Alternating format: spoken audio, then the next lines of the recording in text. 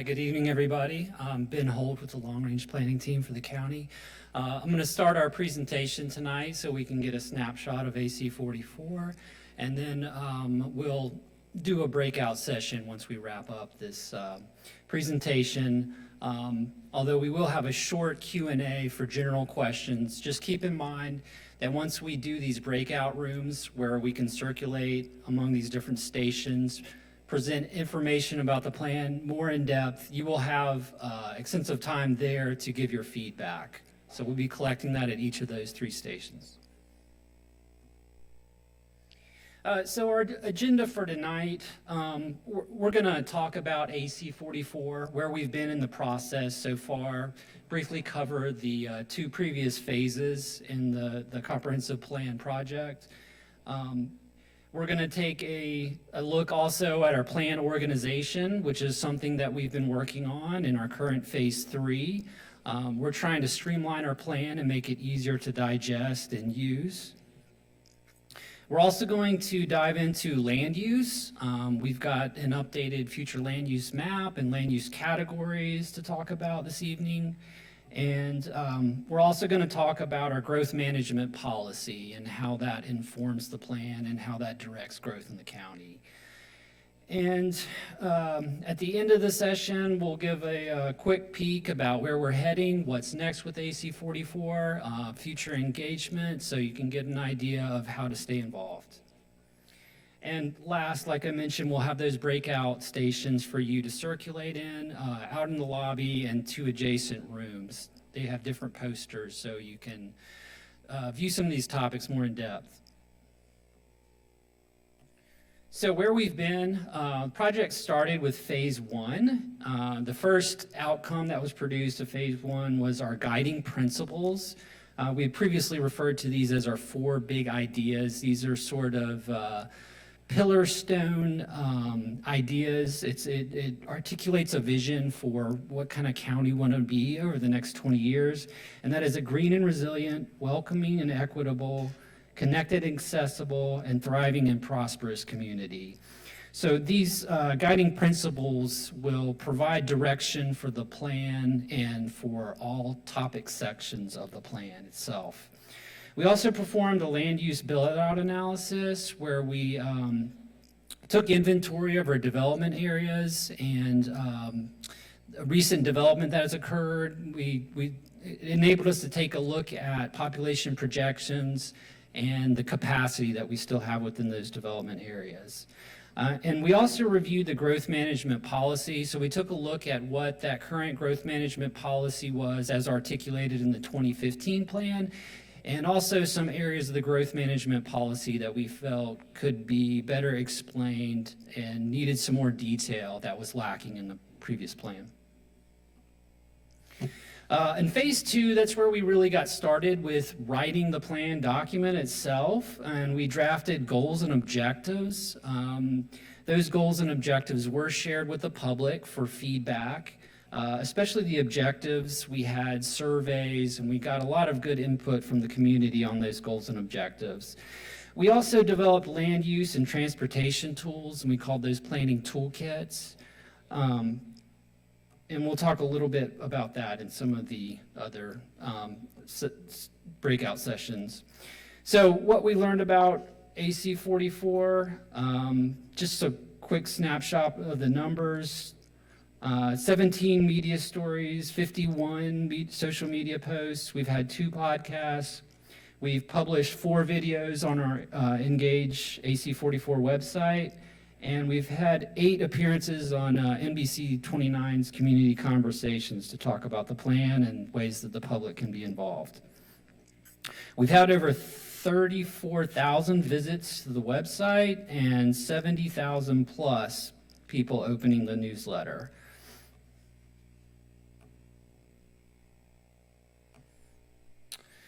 So a quick preview into the plan and how it's being organized. We've decided to organize the plan into 4 different sections or parts. And part 1 is our community vision. It gives a high-level overview of the plan itself, provides an introduction to the plan, present some context and history about the county and also the history of comprehensive planning within the county. Includes our vision and those guiding principles that we discussed. And part 2 of the plan is the growth management framework. So we'll have an introduction to growth management and then articulate that growth management policy, and then describe how that policy is applied, which is applied differently in both the development areas and the rural area of the county. And it also includes a development area utilization review. So that's something that we will be doing periodically to look at our development areas and take a look at the growth and capacity. Part 3 is the implementation section of the plan. This likely will be the longest section of the plan. This is really where the plan content is for each of the topic chapters. And we have 10 topic chapters. Each of those chapters will have an introduction. They'll have a overarching goal. It's a goal statement that includes multiple goals within it. And then we'll have objectives, which are the outcomes that we will use to achieve the goal or vision. And the actions will be the implementation measures that are taken to achieve those objectives. And finally, part 4 is the appendix. This is supporting information. So we'll have more details supporting each topic chapter. We're going to incorporate metrics as often as possible so that we can measure the success of our actions and objectives. It will also include information about updating our area plans and the process for future area plan updates. And it will also have related plans mentioned. We have plans that apply at various levels, local, state, and regional. Some of the local ones for the county will be things like the Biodiversity Action Plan, Housing Albemarle, and Project Enable, which covers economic development. And last, we'll have a project report, so that will provide an overview of the process that we use to create AC44 plan and the engagement summary to talk about how we engaged with the community, how that information was acquired, and some of those highlights. And so our 3 stations today, Station 1 is in the lobby, and that's the growth management policy. And it also has information about the AC44 project. Next, Station 2 is room 241. If you go out and take a right down the hallway, it's the first door on the left. That one will focus on activity centers, and it also has centers and a map showing the different place types. And we've got some posters that describes the difference between each of those centers. And last, Station 3 is room 235. If you head straight out this room, it's going to be on the right-hand side before you reach the main doors. That's where we'll be talking about land use. We have our future land use map, and we have the future land use categories to discuss. So there will be staff present in each of those stations to help answer questions that you have. And we have some feedback boards too, so you can add sticky notes to those boards. And staff will also be jotting down notes as we receive input from you all. And with that, we'll start the growth management policy overview. I'm going to hand it over to Tori. Thank you. All right. Thank you, Ben, and good evening, everyone. My name is Tori Kenelopoulos, and I'm on the long-range planning team with Albemarle County. So we'll talk a little bit about the growth management policy, since that's a key policy that we'll be talking about implementing this evening. So it has been around since the first comprehensive plan, which was adopted in 1971 for the county, and it designates the development areas and the rural area, and it directs growth and mixed-use development, walkability, higher density to those development areas, to protect the rural area and preserve land for agriculture, forestry, and land conservation. So these are the main objectives. As mentioned, we want to avoid sprawl or very dispersed development, which is less cost effective to serve. really concentrate that development in the development areas and have active and vibrant walkable communities that are served by high quality public infrastructure and amenities like parks, and then protect those natural, historic, and scenic resources in the rural area. So this map is also available out in the first station at the lobby, but it shows an overview of what we mean by when we talk about development areas in rural area and what that looks like on the map. So currently the rural area is about 95% of the county's land area, and that makes the development areas about 5% or 37 square miles. And then there's also the city of Charlottesville on the map, which is independent of the county, and then also the town of Scottsville, which is within Albemarle County, but does have their own comprehensive plan and zoning ordinance. So I'll start off with an overview of land use, since we use a lot of these terms in planning that a lot of folks may not be as familiar with. So just to kind of share some baseline information. So when we say land use, we're really talking about how a piece of property is being used. So if it has an apartment building, that's a residential use. If it has shops, that's a commercial use, and so on. And when we talk about the comprehensive plan, we're talking about future land use. So how do we want properties to be used in the future, which might be different from how they're used today. So we also get a lot of questions about the difference between zoning and future land use. So zoning is what's allowed to be built today, and future land use is, again, what do we want to see in the future when there's new development or redevelopment. And zoning is part of our local county ordinance. It is in section 18. And each property in Albemarle County has a zoning district, so that could be residential, commercial, industrial, rural, things like that. And each zoning district has regulations for what land uses are permitted by right today, and also has regulations about what the site and form of development should look like on a property. So how tall is a building allowed to be? Where can a building be placed on the property? How far it has to be from other buildings? How much parking has to be provided? Landscaping and things like that. And there's also the zoning map, which shows how all of the districts are applied throughout the county. And then future land use is found within the comprehensive plan and the area plans, which I'll talk more about. So there's also a map, the future land use map. And then again, each property has a future land use designation for anticipated or encouraged uses in the future.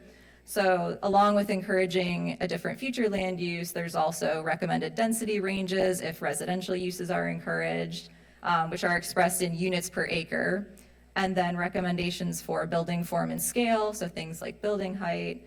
And these come into play with the review of rezonings and special use permits. So if there's an application for a development that cannot be done by right under the existing zoning, it goes through that process, and there are public hearings with the Planning Commission and Board of Supervisors. And review of the comprehensive plan is a big piece of that, including consistency with future land use recommendations. So there are 5 area plans that are adopted as part of the comprehensive plan. There's one area plan for each development area. So we have Pantops, Crozet, the southern and western neighborhoods, Places 29, and Village of Rivanna. So we've previously referred to these as master plans. We're looking at other localities and trying to use the most up-to-date language. So we look to call them area plans moving forward, especially because there's one area plan for each development area. And then we also have one small area plan, which is a more focused study within a development area. So we have the Rio 29 small area plan. And these area plans include more detailed recommendations for land uses, transportation, and parks compared to the comprehensive plan. And currently, each area plan has future land use categories for each development area. Some of them are consistent across all of the area plans. Some of them are kind of similar, but have slightly different names and slightly different recommendations. And each area plan also identifies centers within their development area. And so those are places that are supposed to be walkable and mixed use. So before diving into some of the details, just wanted to share that the overall approach that we're talking about with these area plans and with land use is to simplify and consolidate with the comprehensive plan update. So right now, there's more than 20 categories across the area plans. Again, a lot of them are extremely similar. They just have slightly different names or slightly different recommendations. So we're looking to have 12 standard categories moving forward and applying those in a matching approach with AC44, which I'll talk more about.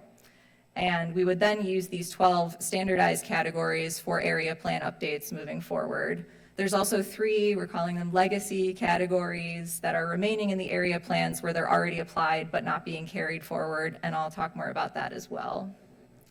So very similar with the activity centers, we have 50 right now across the 5 area plans. A lot of them are probably not ever going to be walkable and mixed use, and they're not that way today. So we wanted to better focus our land use planning, so we're recommending consolidating down to 30 centers, and then having a set of standard place types that we carry forward. So right now, some of the area plans have place types for the centers, and some of them don't. They just kind of say, here's a center, and it should be mixed use and walkable with not a lot of other recommendations. So this would just be a more standardized approach moving forward. And then similar to like the Pantops and Crozet area plan updates, we could have more detailed recommendations as we update the area plans. So we wanted to make sure that we're building on all of the great engagement that we've had to date. So I just wanted to briefly mention that we've shared some of these topics in phases 1 and 2. In phase 1, we talked a lot about opportunities, challenges, and priorities by topic. We heard a lot about the types of transportation and housing needs that people would like to see within these areas. So we want to incorporate that. And then in phase 2, we talked about planning toolkits for land use and transportation planning. We shared the activity center place types and maps of where the centers are. So that may look familiar to some of you if you were in phase 2. And then future land use, we previously shared these draft future land use categories, but we hadn't shown them on a map yet. So the map is new. And then, as Ben mentioned, draft goals and objectives for each chapter as well. And so these recommendations are within the development areas land use chapter, which is now available on the website. So now diving into some of these topics, these are the objectives that are part of that development areas land use chapter. So along with the topics tonight and the actions that are in the plan for this chapter, this is what we're trying to achieve. And this is a big part of implementing the growth management policy as well. So increasing infill, having higher density development, adaptive reuse and redevelopment to use land efficiently in the development areas, increasing jobs and housing units and activity centers, investing in existing neighborhoods, and also increasing tree coverage. And those were definitely some community priorities that we heard. So I'll go through these 2 topics, and they'll also be available at the stations, but future land use and activity centers to implement that growth management policy. So these are a couple examples of future land use categories. They're also available on the posters, but just to share a brief snapshot, the first shows the primary land uses that are recommended. So for example, primarily residential or primarily mixed use. There's a residential density if residential uses are recommended, and again, that's in units per acre. And then secondary uses, which may also be found, such as having small-scale neighborhood retail uses in residential areas. And then just to reiterate how we're updating future land use with the comprehensive plan, moving forward, we would use these 12 standard land use categories. And for the comp plan, they've been applied in that 1-to-1 matching approach. So if there's an area that's neighborhood residential today, it would stay neighborhood residential. And then for more detailed updates, we would look to those area plans when we can do a more focused study. So that would be the time to change something from like neighborhood residential to community mixed use. So those bigger changes would still be with the area plans. And this is a snapshot of the future land use map, which again is at that 3rd station. It will probably look pretty familiar to some of you if you've looked at the future land use maps within your area plans. And again, broken out into those standard categories: residential uses, mixed uses, commercial and employment uses, institutional and public, and rural area. And a lot of these colors are pretty similar. I think the mixed uses are more of a pink instead of kind of the brick and darker colors. And then rural area was previously white on the map. It's been changed to a light green color. So as I previously mentioned, there are several legacy categories. So that would be downtown Crozet in Crozet, Village Center in Village of Rivanna, and then neighborhood residential low in both of those plans. And these were developed for really specific areas, and so we're going to leave them where they've been applied in those plans, so they'll stay applied where they are today. But because they were for very specific areas, we're not carrying them forward to apply to different areas in the future. So they're just remaining where they are for now. And just to preview the questions that we'll be asking at that station, they are, do the future land use categories support the type of development you'd hope to see in the development areas? And do you have any questions for how the land use categories were consolidated and then applied on the map? And then activity centers should be places that are vibrant, walkable, and mixed use and enjoyable to explore and spend time in. And since we're talking about future land use with the comp plan, some places that are identified as centers don't meet that definition today, but hopefully will in the future with new development and redevelopment. They help to prioritize in infrastructure and investments, and they guide coordinated land use and transportation planning. And again, we're looking to consolidate the 50 centers across the 5 area plans down to about 30. And this is a little bit of an overview of those 4 center place types. So they range in scale and they range in the features that you would expect to find in each one. So a local center would be up to about 4 stories, whereas on the other side, a regional center could be up to 8 stories. A local center could include things like small shops and pocket parks, whereas a regional center would be expected to have a lot more shops and services, entertainment, maybe like a plaza. It should be able to support higher frequency transit, have wider sidewalks for those commercial areas, and maybe even be able to have structured parking. So at a local center, that could look something like Riverside Village and Pantops. A community center could be like downtown Crozet. An employment center could be like Fontaine Research Park, and then a regional center could be like Stonefield. And this is an example of the community center place type. So there are posters for each of these center place types that you can take a look.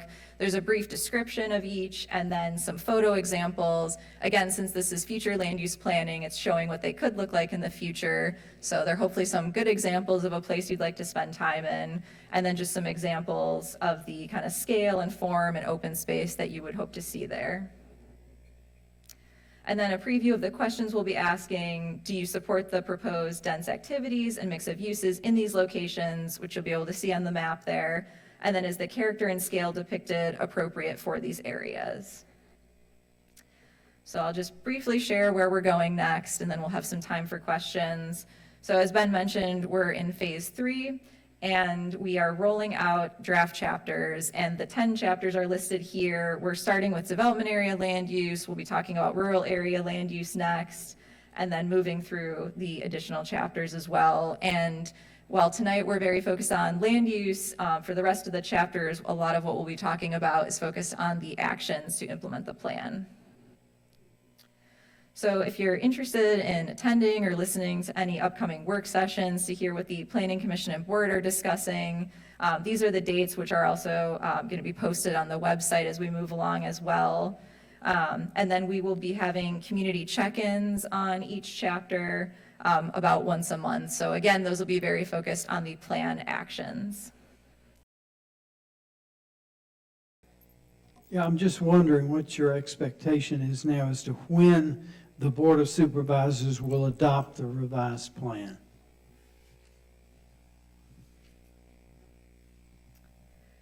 Thank you. That is a good question. So I would anticipate probably around the middle of next year. So we, are excited to get to move on to other projects too, but we also want to make sure we take enough time to really carefully go through these commission and board work sessions and leave enough time for public input as well. So it's an estimate, but we definitely want to make sure we take the time that we need to make it right.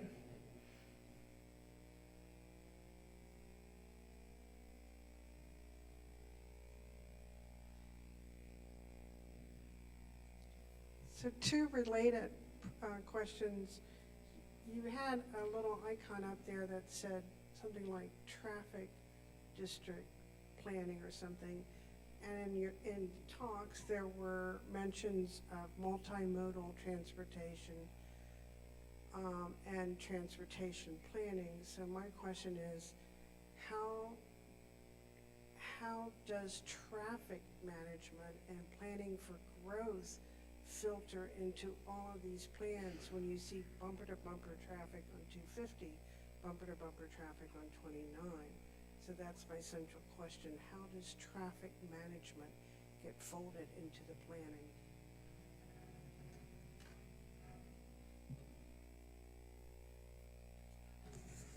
Thank you. That's a really good question. I'm Tanya Schwarzengerber. I'm also with the Long Range Planning Team in AC44. So transportation planning is something that we're doing alongside of the rest of AC44, and we have an entire chapter that's coming up on transportation. So we do look at that holistically. So is not only including vehicular transportation, but we're also looking at bicycle and pedestrians and how we can provide an array of options for folks. So it is done alongside. Land use and transportation are very closely related, and we recognize that. So we'll be talking more about transportation in about 2 to 3 months. You said you had a second question. Maybe not.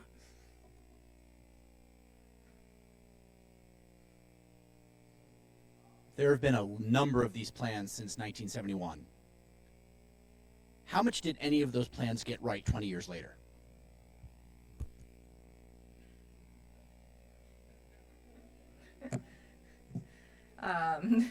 So good question, kind of hard to answer exactly, but I think when we update each plan, including previous updates, we do take a look at what seems to be working well, which changes, given what's going on in our community, which has changed a lot over time. So looking at, what's been going well, maybe where adjustments are needed. We also do look at data, which is both quantitative and qualitative. So, what are the current needs today that we need to address in our community, both from what data is showing and what we're hearing from the community. And then we also do a lot of engagement, not just within the planning department, but within a lot of other departments and teams and agencies to kind of hear how have they been using the comprehensive plan, how is it working for them, how is it not working, and make sure we take all that into consideration when we do an update.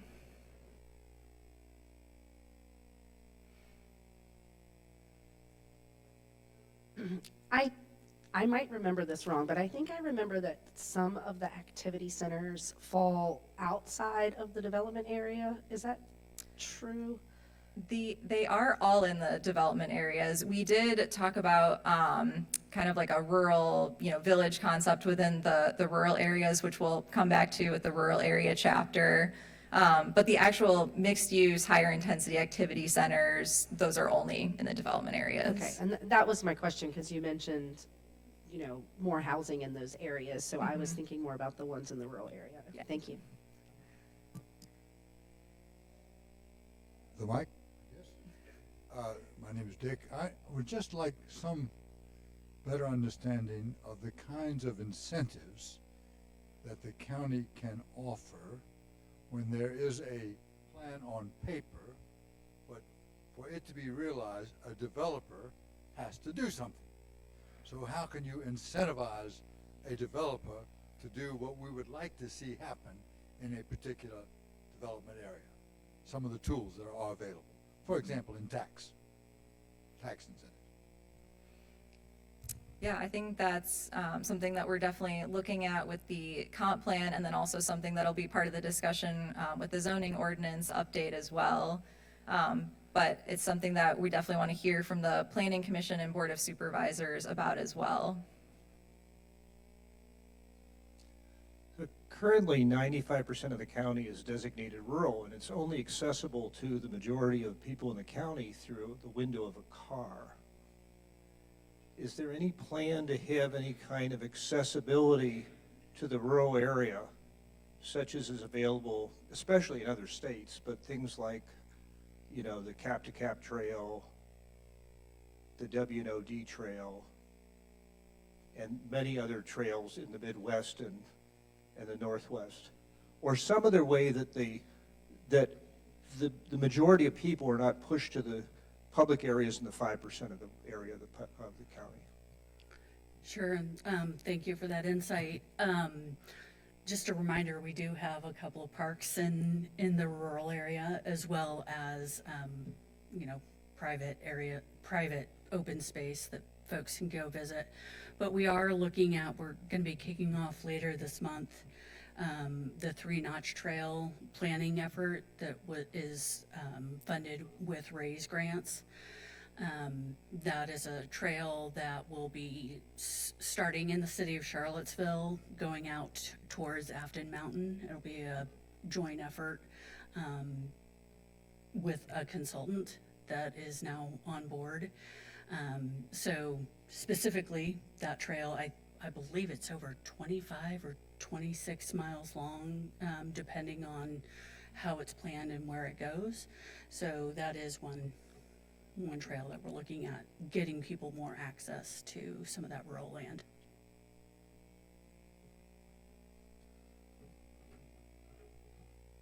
Can everyone hear me? There we go. I just had a question about the future land use map. I want to make sure I understand where it's coming from. So the map that's in this draft is a compilation of the area plans with the updated definitions.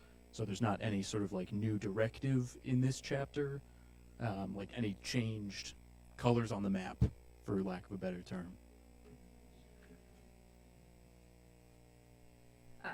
Yes, that is correct. So it was, a compilation, like you said, of the area plans and then doing that one-to-one matching approach. So I think probably for a specific example, like in Southern and Western, there's a category that's like regional mixed use. And when you read through it, it's basically the same thing as community mixed use. So rolling that all into being one category instead of different ones. So that was the approach that we took.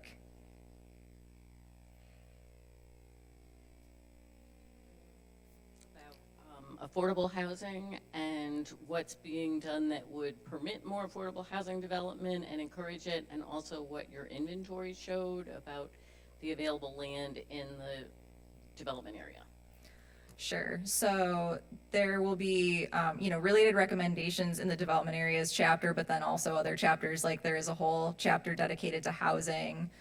So from a land use standpoint, one of the things that we're looking at is having that middle residential category that's only in Crozet right now that encourages what we call missing middle housing. So that's kind of housing that's between like a larger apartment building or a single family detached house. So like a duplex or a fourplex or a lot of those types of housing that we don't see very often. So that land use category would then be a standard category and could be applied in other development areas with future area plan updates. And then also using this activity centers approach where it kind of is like a land use overlay where it's encouraging a higher intensity of uses. So that would be a place that would be ideal to see more housing proposed with development. And then within the housing chapter, that would address things like, specific programs and funding for affordable housing.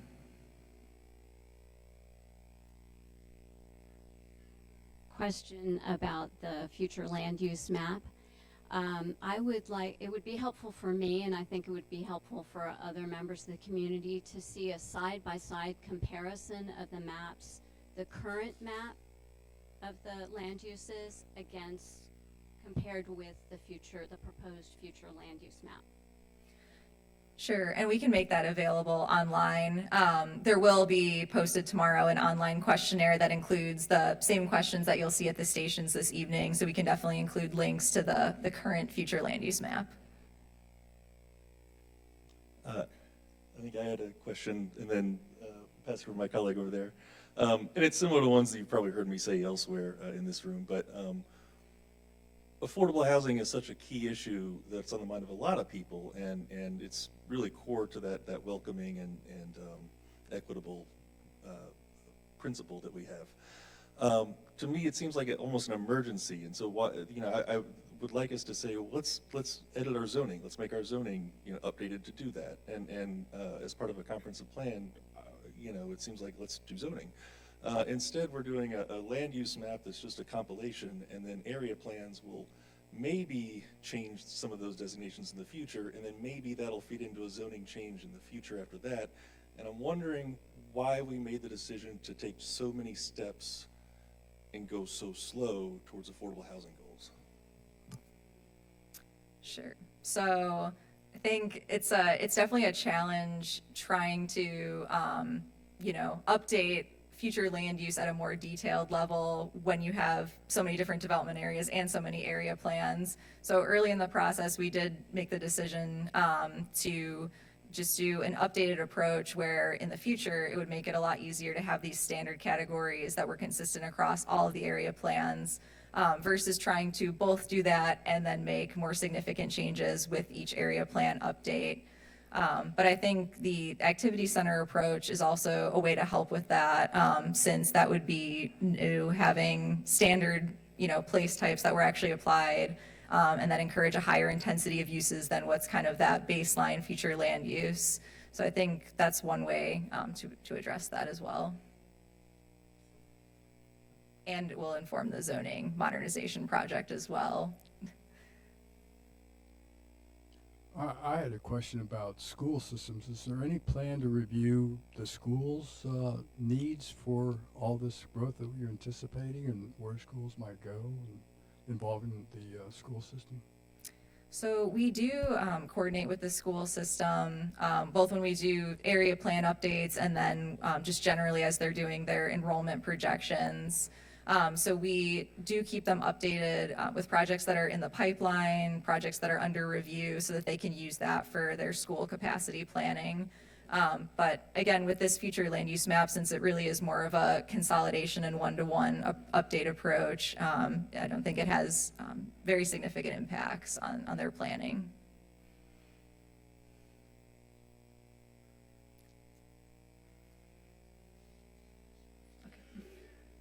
Good evening. I think I can answer the gentleman's question there about the history of planning since I was on the original Crozet 2004 master plan.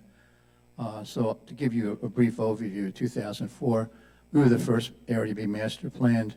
We had a total of 17 consultants hired by the county to help us with the plan. And I can tell you, let's bring you up to date. I heard about high quality infrastructure. We're still waiting for sidewalks that were promised 20 years ago. We're still waiting for the bridge across the Licking Hole so we can move traffic on the eastern side of Crozet.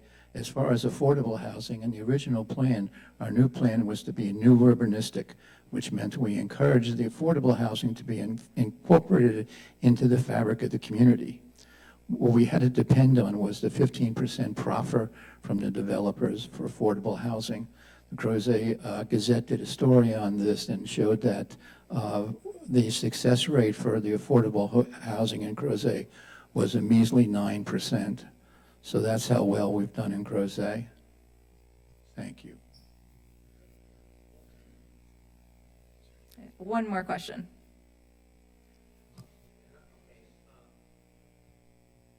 Am I on? Okay, so one of the things you're planning to doing in growth management policy, especially in the development area, is infill and efficient use of the land that you have available. I'm wondering if, as part of the plan, there's any kind of geographic survey of the land that's still available to see what is buildable and what is not going to be buildable, so you actually have not just the area on the map, but actually how many acres you actually have that can be built on to fill in that development area. Yeah, thank you. We have kind of two different lenses that we looked at. So the first was that land use build out analysis that Ben mentioned that we did in 2022, and that did look at how much of the development areas is actually still buildable. And because it was, development area wide, it used some assumptions since it would, of course, take a very long time to go one parcel at a time, and included some factors like, you're going to need space for open space and parking and things like that, roads. And so looking at that, it was about, I think, 7% of the development areas that was, buildable based on those assumptions. But we also did some kind of secondary analysis and looked at, from an economic development perspective, how many areas or parcels would actually be suitable for the types of businesses that the county is trying to attract and sustain. And there's an analysis called the tier analysis. So like a tier 1 is, nowhere near ready. There's no infrastructure, there's no zoning in place. And then a tier 5 is, it's basically site ready to go. And there were only 39 parcels in the development areas that met the definition of a tier 4, so almost site ready. So when you start looking at it in a little more detail, it does become more challenging, to get the types of land uses that we're looking for. But we also have been doing an analysis of kind of how much surface parking do we have in our activity centers in the development areas. And so we're hoping there's a lot of potential there for redevelopment as well. It's challenging and more expensive than a greenfield development, but hopefully there's some good opportunities there as well. And I think that's all the time for questions for now. I think the website. Yes. All right, I want to take a brief second to thank Tori, Ben, and Tanya for the expertise they've shared with us tonight. Thank you so much.